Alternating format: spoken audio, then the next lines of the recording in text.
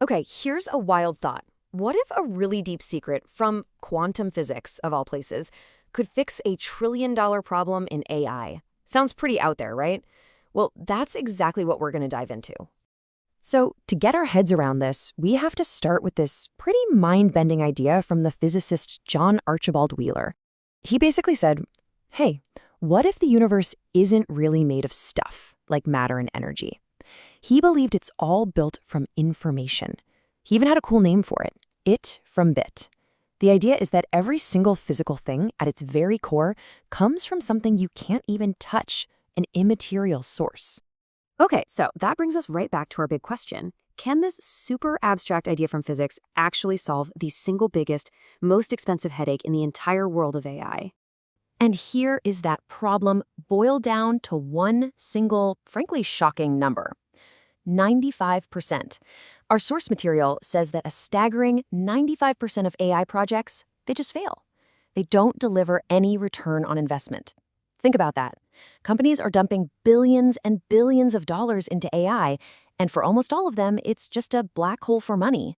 Right, so if that's the problem, what's the fix? Well, the argument here is that it's not about just building bigger models or throwing more computers at it. The real answer, believe it or not, is a blueprint, an idea borrowed straight from physics. It's about a total shift in how we even think about creating value in the first place. And this slide just lays it out so clearly. On the left, you've got the old way of doing things, the traditional model. It's basically a gamble, right? You burn through a ton of capital to build a product, and then you just hope it makes money. But look at the model on the right. It completely flips the script. You start with information. You use that information to build a solid architecture, a super detailed blueprint for how data is going to flow and how decisions get made. And that blueprint is specifically designed to guarantee an outcome. It's literally it from bit in a business plan. The non-physical information dictates the physical, profitable result. And here's why that is so powerful. Think about it. Capital runs out. You spend it, it's gone. But information, it actually compounds. The more you use it, the more valuable it gets. And yeah, anyone can copy a product eventually. Products become commodities. But a really smart information architecture, that creates a moat around your business that is almost impossible for competitors to cross. Okay, so this isn't just some high-level philosophy. The source material actually translates this whole idea into a practical, mathematical framework. It's like an engine for turning this concept into real-world, measurable results. And here it is. This is the core equation. V equals eta of IEC. I know it looks a little intimidating with the Greek letter and all, but the idea behind it is actually super simple. It's saying that the value you get out of an AI system, it's not just about the raw power you pump into it. It's all about how efficiently you transform those resources into value. Let's just quickly break this down. So V, that's the good stuff, the actual business value you get. I is your information architecture. And let's be super clear here, this is way more than just writing a few prompts. This is the whole orchestration, how different AIs talk to each other, what data they're allowed to see, the logic that guides every single action. E is the energy you put in, your computers, your capital. C is for constraints, things like cost or how fast it needs to be. And then there's that Greek letter eta. That's the magic ingredient. That's the transformation efficiency of the whole system. And this is the breakthrough moment. This is the key insight. Almost everyone out there is trying to solve their AI problems by just cranking up eta, throwing more money, more servers, more compute at the problem. But the real game changer is focusing on increasing eta, that transformation efficiency.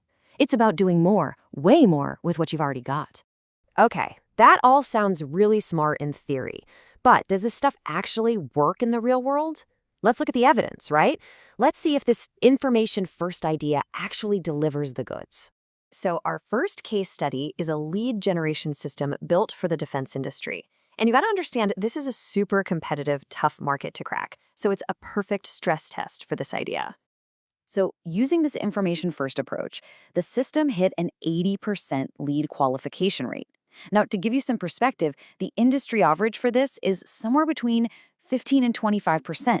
So yeah, this isn't just a little better, it's a massive leap in performance. And what does that translate to in terms of efficiency?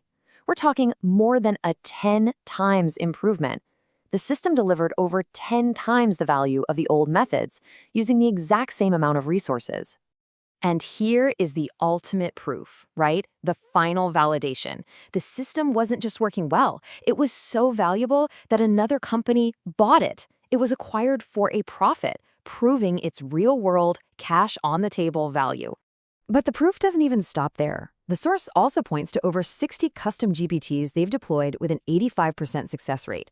They were even selected by OpenAI as a North Star persona out of millions of users. And get this, every single one of these systems, all the intellectual property, was built with zero institutional capital. That kind of efficiency is what happens when you focus on information first. So if this approach is so much better, it points to a giant inefficiency, a glitch in the matrix, if you will, in the AI market right now. And you know what they say, where there's a glitch, there's a huge opportunity.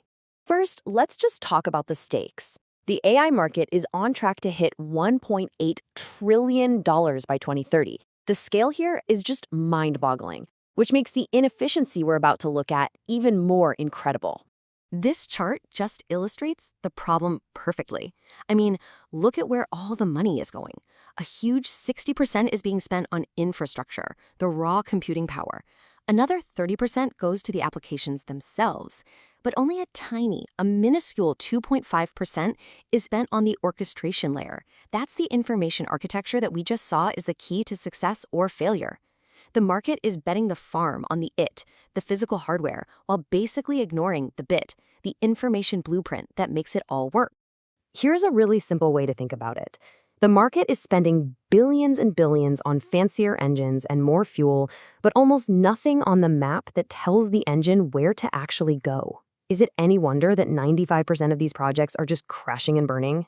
And this huge gap, this chasm between where the money's being spent and where the value is actually created, this creates what the source calls the single largest arbitrage opportunity in technology today. The market is just fundamentally getting it wrong. So the entire argument we've been walking through really comes down to this one core bet. The future of creating value isn't about optimizing physical stuff, like servers and money. It's about mastering information. It's a perfect echo of Wheeler's physics idea from the very beginning. Value, just like the universe itself, is born from something you can't see or touch. And that leaves us with one final and, I think, pretty provocative question. As we're all racing into this AI-powered future, have we been completely focused on the wrong thing? Maybe the real challenge, the real future of AI, isn't about building bigger and bigger models, but about designing smarter and better blueprints.